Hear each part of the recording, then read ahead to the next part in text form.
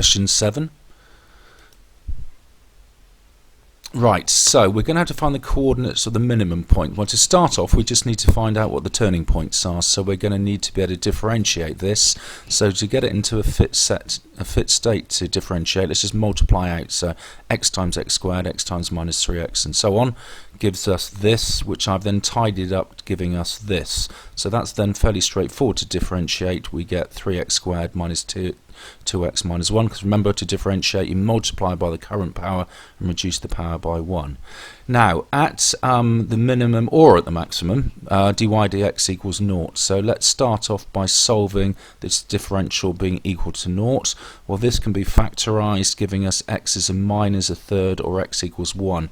Now this is going to be the x coordinate for either the maximum or the minimum, and the same with the other one. So which is which? So we take the second differential, d2y dx squared, so we differentiate this, gives us 6x minus 2. Now at x equals 1, d2y dx squared is greater than 0, so this is the minimum one when x is 1. So that's the one we need to focus upon to find the coordinate for. So when x is 1, what is the y value? So substitute 1 back into the curve, which I've done here, giving us 9. So the answer for the coordinate of the minimum is 1, 9.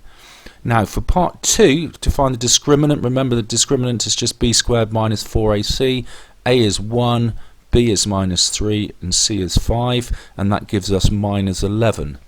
So part 3, explain why this is always positive for x being greater than minus 2. Well, we really need to think about the sketch of the curve to get to the bottom of this.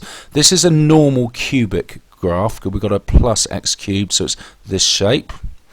We've just worked out that the minimum is at 1, 9.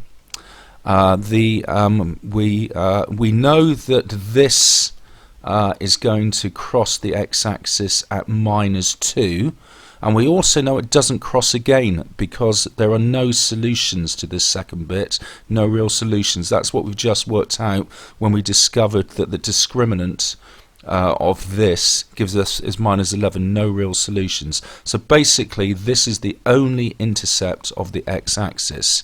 So why is this always positive for x being greater than minus 2? Well, you can see from the curve that once we go past minus 2, it is always positive. We're never going to go below the x-axis again. So that's why.